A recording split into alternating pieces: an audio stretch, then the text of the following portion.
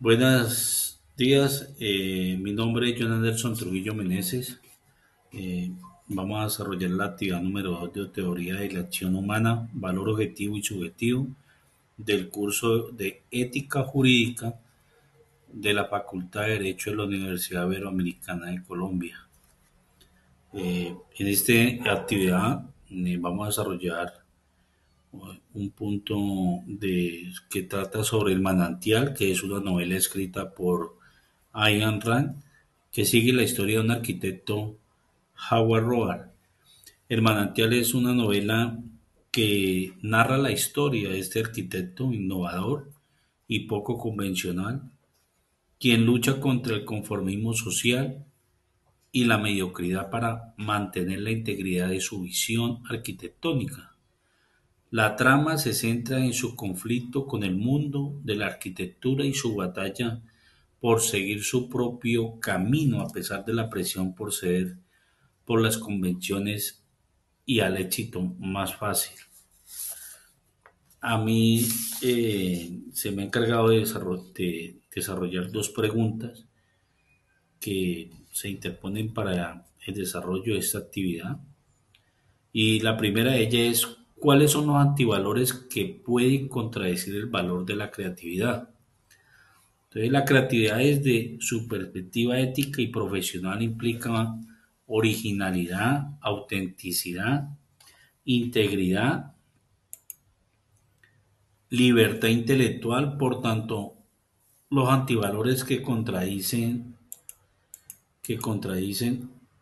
son aquellos que anulan y afectan estos principios. Entre ellos se destaca el conformismo, que trata de implicar y seguir patrones establecidos sin cuestionarlos.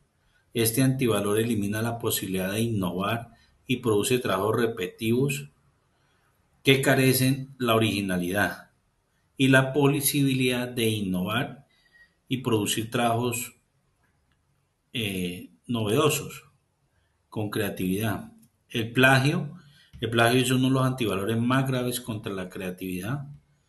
Consiste en apropiarse del trabajo ajeno, anulando el mérito del creador original. Y no solo destruye el plagio la integridad intelectual, sino que también incentiva la mediocridad, pues, pues quienes plagian un desarrollo es el desarrollo propio de su propio pensamiento, valga la redundancia. Otro antivalor que podemos destacar aquí es la mediocridad. La mediocridad se relaciona con la falta de esfuerzo, de compromiso y de búsqueda excelente. Este antivalor impide la innovación porque conduce a aceptar trabajos deficientes y copiados. Roa lucha precisamente contra este ambiente de mediocridad que desprecia la originalidad.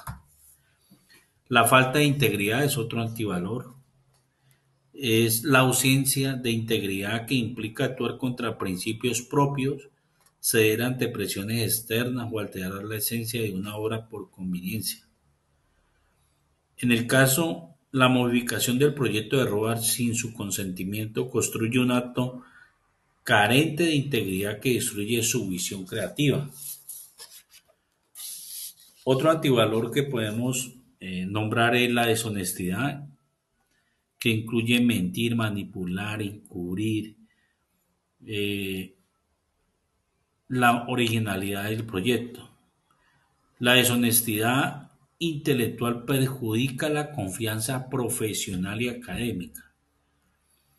En síntesis, podemos decir que los principales antivalores que se oponen a la creatividad por el plagio es el conformismo, la mediocridad, la falta de integridad, la imitación servil y la deshonestidad.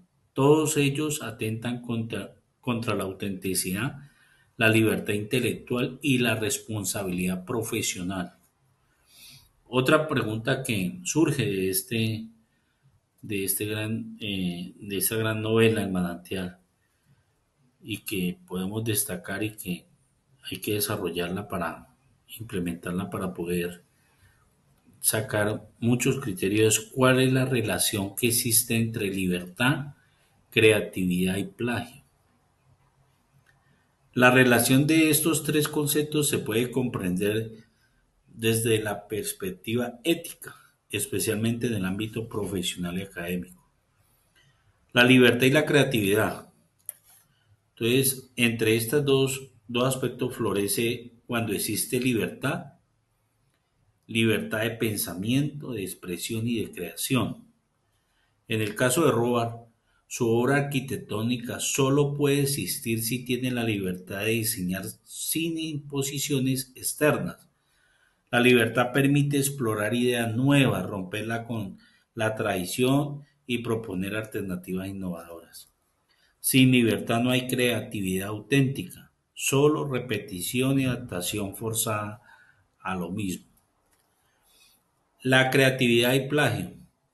Plagio es el opuesto directo de la creatividad, mientras la creatividad implica producir un nuevo a partir del propio pensamiento, el plagio implica apropiarse del trabajo ajeno sin permiso ni reconocimiento alguno de su autor o su creador. El plagio destruye la creatividad porque suprime la necesidad de pensar y crear ideas propias, vulnera la integridad del creador original, desintensiva el esfuerzo intelectual y rompe los principios éticos y profesionales de cualquier disciplina. Libertad y plagio. Aunque existe libertad de pensamiento y creación, no existe libertad para plagiar. Plagiar no es un acto creativo ni ejercicio legítimo de la libertad, sino la violación ética y jurídica. La libertad creativa se ejerce dentro de los límites éticos, el respeto por los derechos del autor, el reconocimiento de las fuentes bibliográficas y la integridad intelectual. Entonces, una relación conjunta podemos expresar la relación así. Libertad es la condición necesaria para crear. Eso tiene que quedar claro. Y la creatividad es el resultado de ejercer esa libertad con autenticidad, integridad y esfuerzo. Mientras el plagio es la negación tanto de la libertad como la creatividad, ya que implica dependencia, deshonestidad y falta de pensamiento propio. Entonces, de acuerdo al desarrollo de estas dos preguntas, podemos concluir que la libertad impulsa la creatividad, pero el plagio destruye la práctica profesional y académica, que exige actuar con responsabilidad. Entonces, es el respeto por los aportes de otro y el valor de la originalidad propia del autor. En el caso de Roald ilustra cómo la defensa de la libertad creativa es fundamental para preservar la integridad ética en cualquier disciplina, incluido el derecho. Muchas gracias. ¿La defensa que hizo Howard Rohar de su caso se enmarca dentro de la conducta ética? Empiezo con una breve introducción al libro El manantial. Ayn Rand es una escritora de origen ruso que emigró a Estados Unidos en 1926. Es la fundadora de la corriente filosófica denominada objetivismo, que considera que el único propósito del hombre es buscar su propia felicidad con la razón como único absoluto, teniendo en cuenta la razón como la capacidad que tiene el ser humano de pensar, de reflexionar, de cuestionar y concluir. Aboga por el derecho de los individuos a existir por sí mismos, sin sacrificarse a la sociedad, sin que nada ni nadie les imponga ideas, valores o principios. Lo anterior es el reflejo de lo experimentado por la autora cuando vivía en la Unión Soviética, donde la poca libertad existente estaba controlada por un Estado totalitario, donde los medios coercitivos lograban que el individuo cediera su libertad al Estado y aquellos que no lo permitían eran desechados.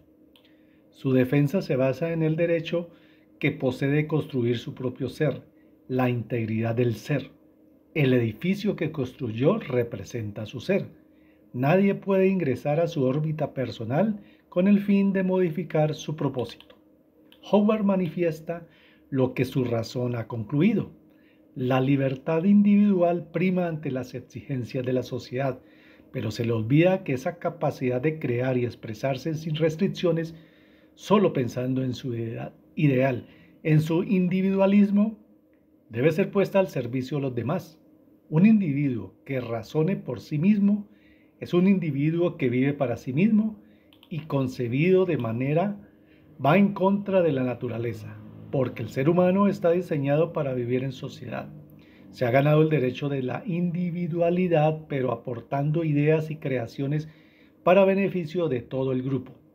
Eso es el debe ser.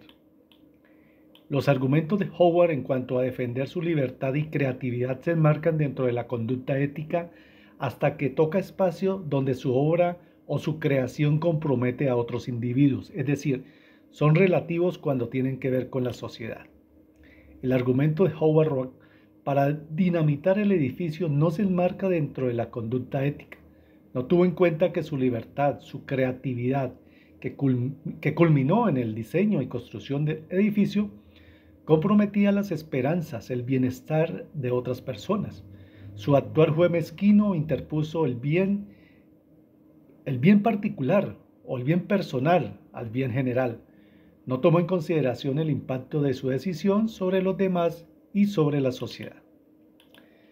En cuanto a la segunda pregunta, si usted fuera contraparte de Howard Roark, ¿con cuáles argumentos desvirtuaría la tesis de la libertad creativa? La libertad creativa permite a las personas estar abiertas a las ideas y tomar decisiones de forma autónoma, sin ser objeto de presiones externas, ser receptivo a lo que es genuino y actuar de manera independiente.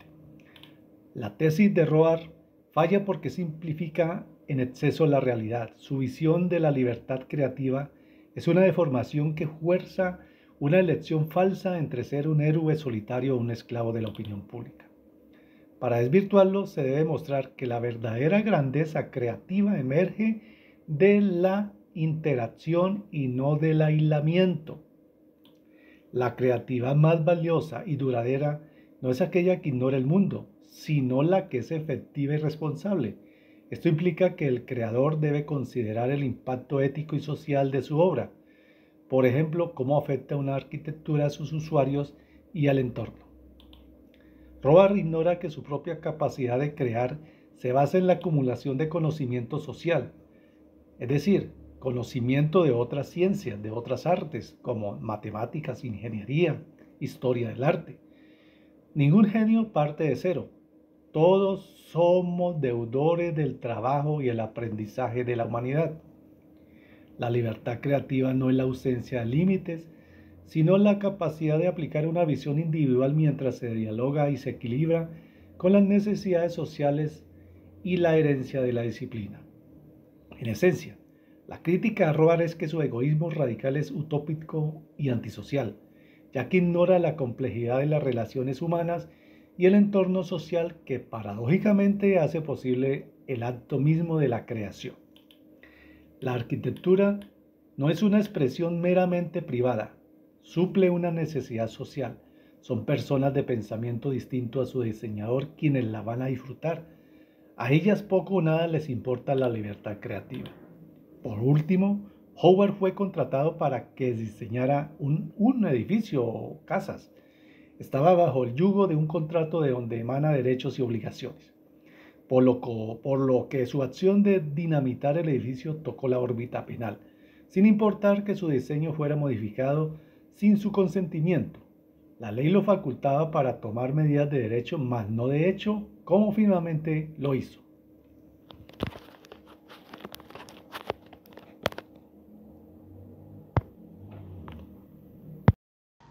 Buenos días, mi nombre es Anderson Cortés y a mí me tocó la pregunta número 5, que dice, si usted fuera el juez del caso de Howard Roark, ¿a favor de quién fallaría? La decisión depende de una ponderación entre la integridad creativa y la propiedad y funcionalidad de la obra. Si fallo a favor de Roark, justificado si considero que la modificación del diseño fue una violación a sus derechos morales como autor y que el contrato protegía su integridad creativa.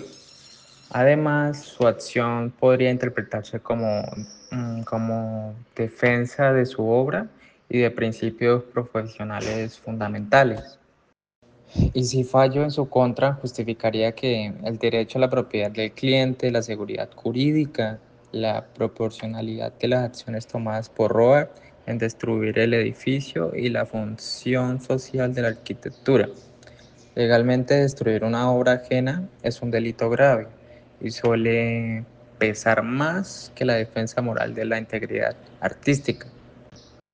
Yo considero que una decisión equilibrada ante un juez probablemente fallaría en contra de Robert, porque su acto fue desproporcionado y contrario a la ley, aunque reconocería que sus derechos morales fueron vulnerados y podría sustentar jurisprudencia sobre la protección de la integridad de la obra arquitectónica. Muchas gracias.